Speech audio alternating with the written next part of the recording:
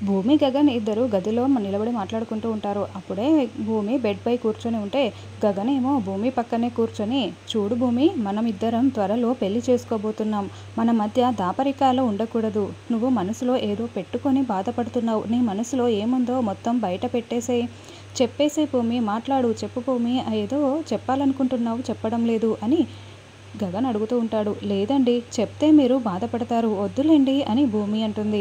చూడు భూమి, నువ్వు చెప్పకపోతేనే నేను బాధపడతాను అని గగన్ అంటాడు. సరేనండి, మీరు ఇంతలా అడిగిన తర్వాత నేను చెప్పకుండా ఎలా ఉంటాను? నేను ఈ ఊరికి వచ్చింది మా నాన్నని వెతుక్కుంటూ. మా నాన్న కోసమే కదా! మరి అలాంటి నాన్న లేకుండా మన పెళ్లి జరిగితే ఏం బాగుంటుందండి? కాబట్టి మా నాన్న కోలుకున్న తర్వాతనే మా నాన్న అంగీకారంతో పెళ్లి చేసుకుందామండి అని భూమి అంటుంది. దాంతో గగన్ కొంచెం షాకింగ్‌గా, కోపంగా చూస్తూ ఉంటాడు. అంటే ఏం మాట్లాడుతున్నావు భూమి?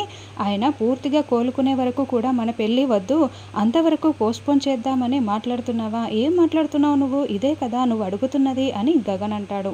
అవునండి, ప్లీజ్ అండి, కాదనకండి అంటూ భూమి గగన్ చేతులు పట్టుకొని బ్రతిమలాడుతూ ఉంటుంది.